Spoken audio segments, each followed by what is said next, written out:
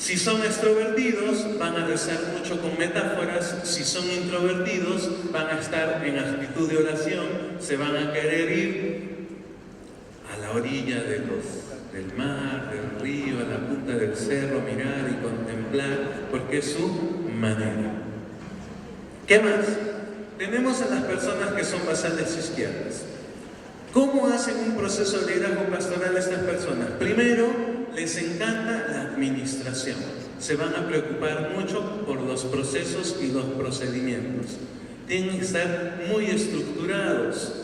Paso 1, paso 2, paso 3. Su diferencia es que van a ser muy tradicionales. ¿Pero por qué me quieren cambiar esto? Esto siempre nos ha funcionado bien. Un director que es muy basal izquierdo, si viene un profesor a decirle, oye, queremos hacer esto para los 200 años del colegio. No. Como hicimos el año pasado, está muy bien. Así se hace. ¿Listo? ¿Por qué? Porque les gusta vivir bajo lo tradicional, lo que ya les funciona. Un basal izquierdo enfatiza lo litúrgico. Esto va así. Las cosas se ponen de esta manera. Oye, cuidado, eso no va ahí. Son personas muy orientadas a los detalles. ¿Qué más? A la hora de hacer oración, les gusta practicar la oración de manera tradicional. A ver, el Padre Nuestro, las Aves Marías. Si es extrovertido, va a rezar rutinas habituales. Oficio de lectura, por ejemplo, el rosario. De hecho, las congregaciones religiosas en su vida se vuelven muy basales izquierdas. ¿Por qué? Hacen rutina. ¿Ok? ¿Qué más? Y tenemos por último a los basales derechos. Los dones que ellos tienen son el aliento, la fe. Son personas que les gusta relacionarse, ¿ya? Les encanta la relación, buscan el sentido de comunidad. Hay que salir al encuentro. Su diferencia es porque son emocionales. Buscan un sentido de conexión con la gente. Participan desde la comunión, desde el crear grupos. Mientras más hermanos nos sintamos, mejor.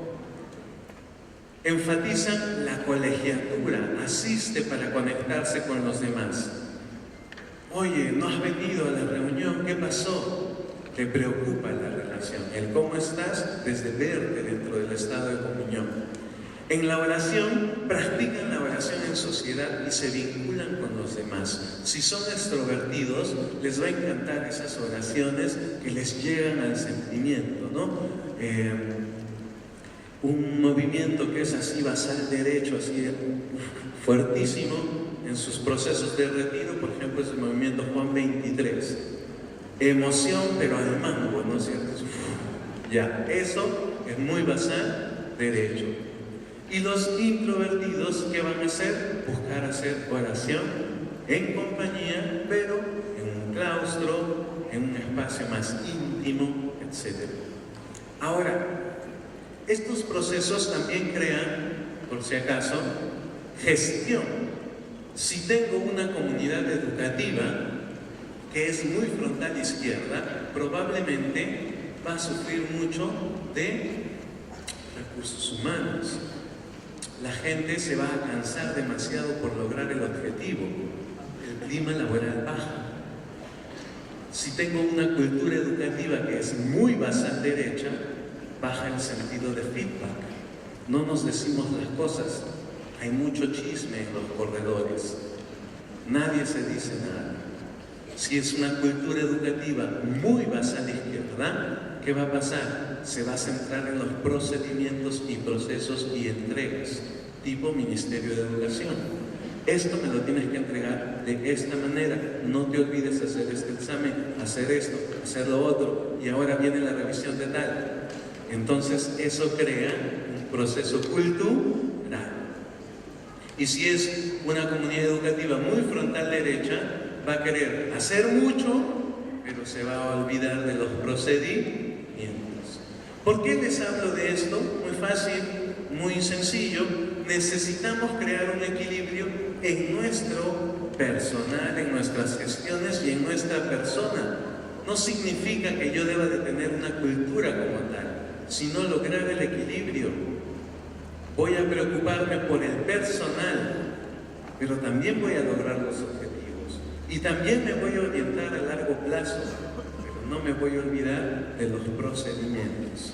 Eso es llegar al equilibrio en este proceso. Por eso lo señalaba. Entonces, un líder pastoral primero tiene que darse cuenta que es diferente en sí mismo, que hay diferencias en el otro, pero que en esas diferencias se construye, ¿sí?, la comunidad. Entonces tenemos muchas aristas, muchas formas de vernos, pero en esas formas de vernos, dice el Papa Francisco, encontramos la cara visible del sentido de comunidad. Cuando hablo de la renovación del contexto educativo, señalo algunas cosas básicas, por ejemplo, como el cambio de generación en generación. El Papa Francisco dice, hay que estar súper atentos a los acontecimientos, a las cosas que vienen ocurriendo, sin olvidar que ya tenemos un camino hecho. Y en este proceso voy a compartir un poquito este cambio generacional. Por ejemplo, empezamos por una generación que se llama Baby Boomers. Nacen entre el año 1947 al 69. Levanten la mano quienes nacieron en esos años, por favor. Alto, vamos. Eso es.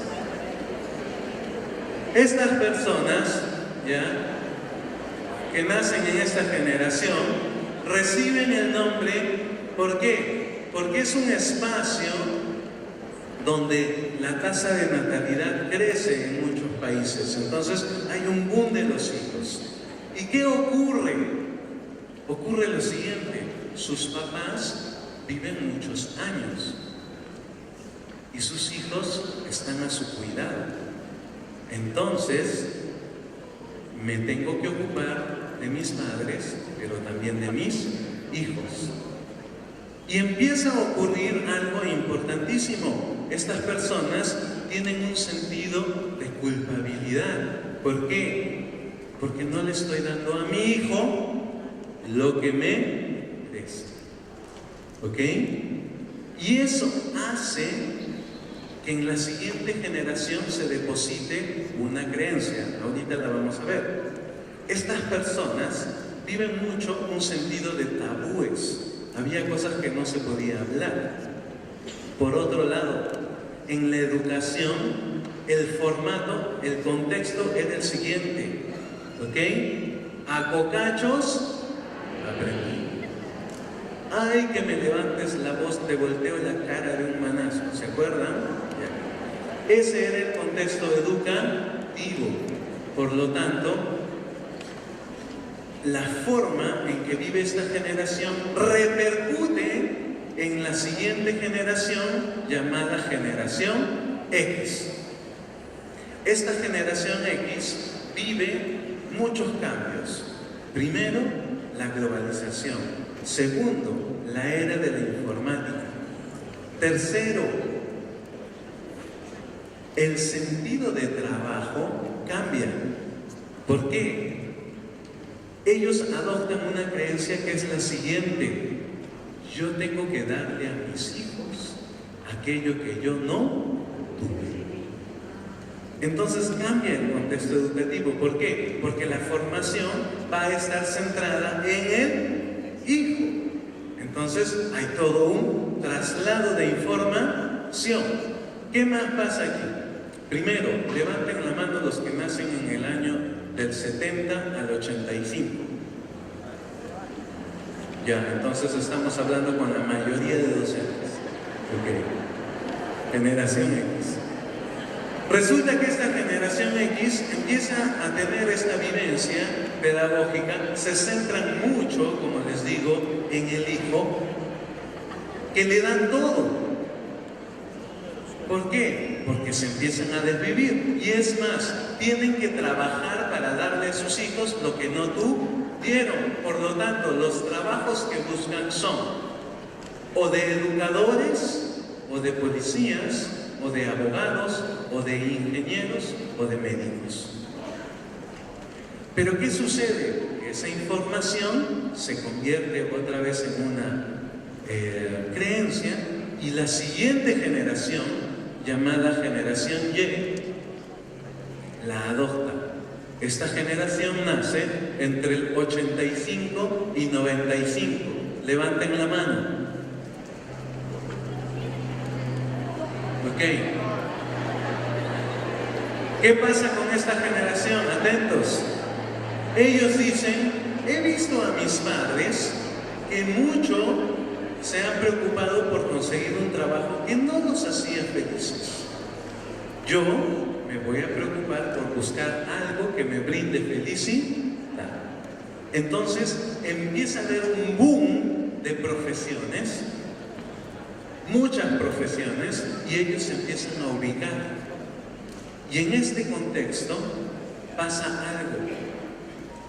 Resulta que ellos empiezan a mirar hacia atrás y dicen, no me he sentido tan querido por mi papá, que trabajaba mucho.